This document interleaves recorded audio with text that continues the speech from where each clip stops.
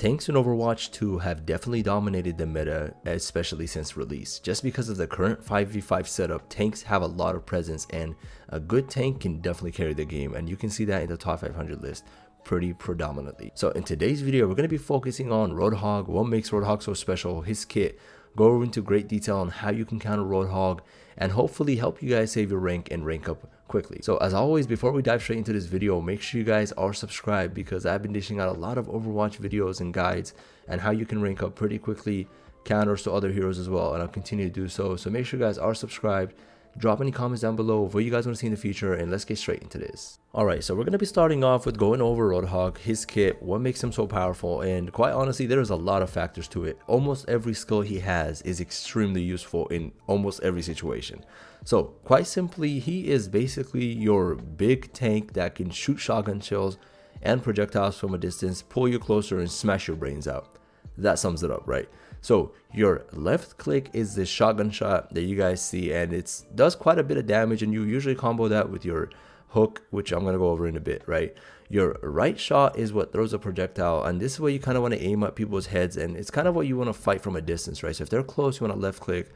If they're far, you want to right click, just because of the way damages work. So next up, we have Roadhog's hook, and this is what makes his kit absolutely destructive in almost any situation. So what you're going to want to do here is you want to hook the enemy, and the combo that a lot of pros go for, especially top 500 players, is they will hook, shoot the shotgun shell, that would be your left click, and then you melee. So triple that will one shot almost any squishy and definitely do a lot of damage to tanks or even DPS that have 250 HP or 225, similar to Cassidy or Reaper. And next up, you have your ult, right? Now this ult is extremely powerful. Not only does it do a lot of damage, it also boops enemies back, right? So if you're near an edge, or if you're on a map that has a hole or area enemies can fall off, smashing this skill would basically destroy the entire team's comp, just because it pushes them back. Now combo this with Nano, or combo with Kariko's Katsuno ult. This can be absolutely destructive, and it does a lot of damage as well, right? And it also pushes you back. So if you're trying to get the robot, you can get pushed off of that or the payload, and that will be a quick C9 right then and there. For our first tip here, we're going to be going over cooldowns as always. You guys know I like to start all my guides with cooldowns, because cooldowns and noticing cooldowns, keeping track of cooldowns, especially in competitive,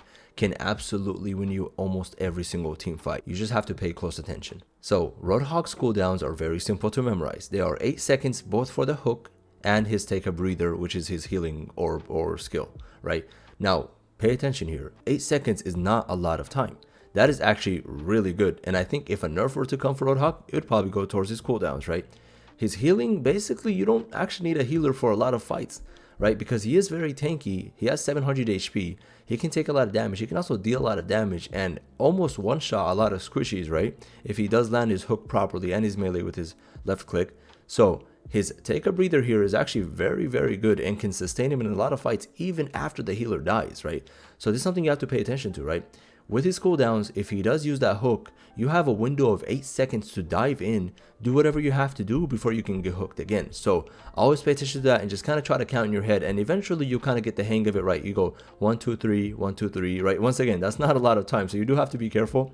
I think Roadhog is most dangerous when he has his hook off of cooldown. When his hook is on cooldown, there isn't really much he can do besides his ult. Once again, yeah, he can dish a lot of damage, but also do have to realize that he's still a tank. He's not really a DPS, so he won't really be able to kill you without his hook unless you're one shot once again and the fight is going heavily in their favor. Alright, and next up, we're going to be going over positioning for Roadhog here. Now, positioning for Roadhog is very key, right? As all tanks do, you will find Roadhog most likely in the front lines. However, he can also go in the back line, right? When it comes to tanks, Roadhog is probably the most viable solution for a flank, right? Due to his hook, his ult that can boop enemies off the map or into a hole or just out of the payload, right? So he can quickly C9 them.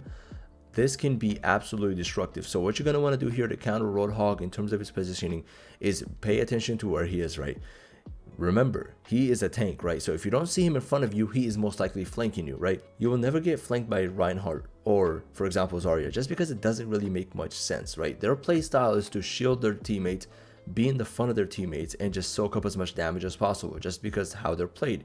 Similar to Winston with his shield bubble, etc., right? So what you're going to want to do here is you want to pay attention to where he is at all times, right? I guess the best way to look at it is if he's not in front of you, he's not with his team, he's flanking you, because he's probably the only tank that is a viable solution for flanking. Now, a great counter to him here, if he's flanking you, is that notice that he will probably try to pull in your Sojourn or your Kiriko or your healer, Moira, etc., all the squishies, or even Tracer, if you can actually get a hook on. And I'm going to be going over hero counters in a little bit. So what you want to do here is you want to get up in his face if you are the tank of your team, right? Remember, his hook is not like a target that's a missile that just launches towards somebody in specific, right? He just shoots it straight. So if you're a tank, get in his face at all times. That's how you can protect your team, right?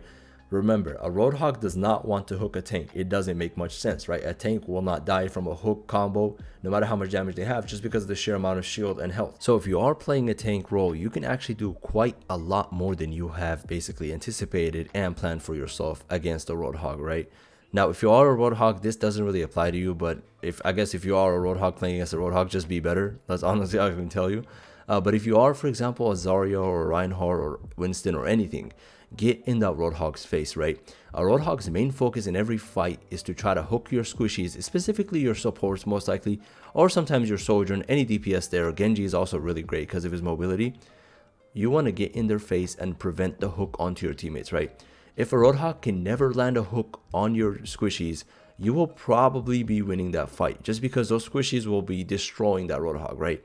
You don't pose a lot of threat to the Roadhog, but your squishies and your DPS do. So you want to protect them, just get in his face, and it's really easy to block that hook once again, just because he shoots straight, right? So if you're in front of his face, he can never land a hook on your teammates, right? And now we're going to be moving on to the point of the video you guys have been waiting for, and the reason you guys has probably actually clicked on this video, and we're going to be going over hero counters. And I know I briefly touched on this when it came to the tank, just because tanks are a really perfect counter. If you want to counter him down, just tell your tank what to do. That's all you got to do, really. You can play any tank, once again, besides Roadhog, because then it just becomes who's better at that point, right? Who's the diff? You want to play any tank, get in the face, and shut him down, right? Prevent any hooks onto your teammate. If a lot of your DPS and squishies are getting hooked, once again, this is a pro tip for you guys that like to be toxic in the chat. All you can do is yell at your tank, right? Your tank should be in that Roadhog's face. The Roadhog should never have an opening to hook you. Unless, obviously, if the fight is really crazy, then there's no one to blame there, right? So when it comes to any DPS or squishy or healer support counter you want to do for this matter, is you want to focus on the Roadhog's damage, right? And how much damage you can actually dish onto him. Remember, because he can heal and he does have a lot of health and he is very tanky, he is a sponge for damage. So what you can do is you can actually farm off of his health with your Sojourn. For example, a Sojourn has to land a lot of hits, build up that railgun shot, and then shoot it to one-shot a lot of squishy. So what a lot of pros do is they will actually farm off of the Roadhog by shooting him multiple times. Then they switch in the last second before their ammo clip runs out to that squishy or support, and they just one-shot them with their railgun shot, just because it basically built up that power, and that's how Sojourn works, right? If you guys want to know more about this, make sure you guys watch my Sojourn guide I've done previously. And besides Sojourn, this actually applies to almost any hero, right? Just build up your ult off of Roadhog, right? He's going to be standing stationary. He doesn't have a lot of mobility, and this is something I didn't really touch on just because there isn't really much need to. You can see this very clearly.